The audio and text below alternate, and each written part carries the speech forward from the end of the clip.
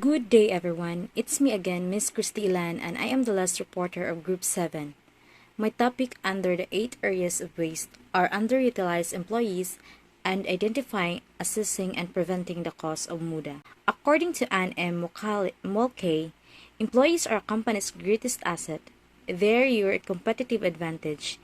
You want to attract and retain the best, provide them with encouragement, stimulus, and make them feel that they are an integral part of a company's mission. Our employees are our greatest asset. When the activities surrounding recruitment, selection, hiring, motivating, and etc. are put under microscope, it becomes clearly evident that in most organizations, there is a huge gap between the statement and management's actions. Employees are a resource, yet they are not always treated as a resource or even an asset. In some instances, employees are instructed to perform activities beneath their capabilities, or they are prevented from being employed in positions where their capabilities would be better utilized. Business leaders should perform skill assessments in their organizations to identify the entity's present and future needs. Then, collect information about the skills and competencies of their workers to perform a gap analysis. This information should inform their training and development programs, their hiring practices, outsourcing or co-sourcing plans, and alignment of strategic plans with resource availability. Without such assessment, it is likely that the organizations will be making uninformed decisions and raising the likelihood that their plans will fail. The next slide are useful questions to assess the organization's optimization of their labor pool. These are the following useful questions. Decreased productivity is also a byproduct of the decrease in employee morale caused by employees who feel that their skills are not being fully utilized.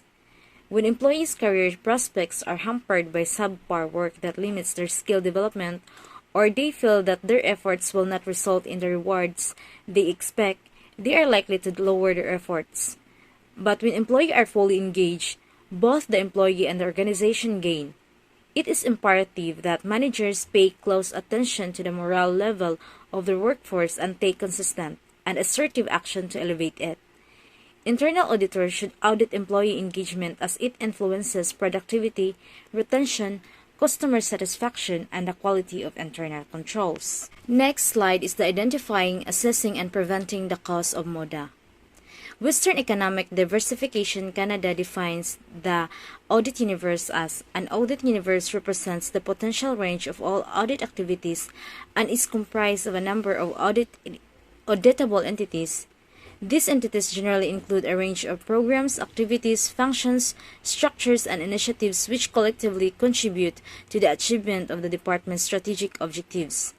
This audit universe consists of all auditable entities, accounts, programs, processes, and systems relevant to the organization and should be reviewed and updated periodically to assess the risk level of each of these items, which in turn informs the priority that should be given to each of them and to schedule the review. This review is often part of an annual risk assessment, and internal auditors have traditionally done this as they develop their annual audit plans. While these activities are widely accepted practice and carry many benefits, they also have some weaknesses.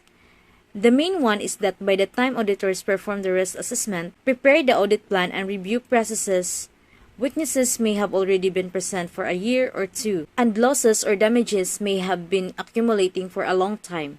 Traditionally, internal auditors reviewed computer systems after their implementation.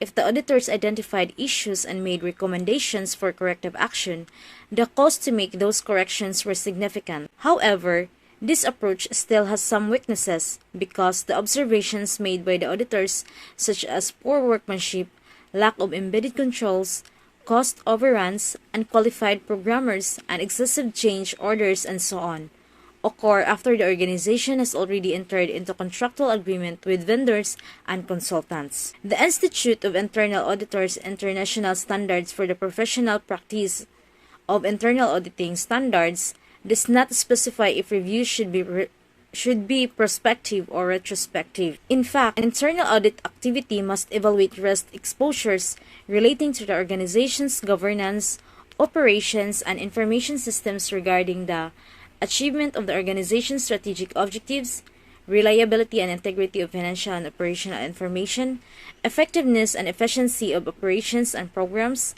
safeguarding of assets, and compliance with laws, regulations, policies, procedures, and contracts. With this in mind, internal auditors can examine these 8 areas of waste from a prospective perspective and anticipate their occurrence and their impact on the organization. Next is 10.2 provides an overview of how they can help auditors meet this standard. I will not read it in detail, but you can pause it and read it because it will take time on my report. We are given only 10 minutes to report. Internal auditors can play an important role helping avoid the 8 areas of waste by searching for their occurrence during audit and consulting projects.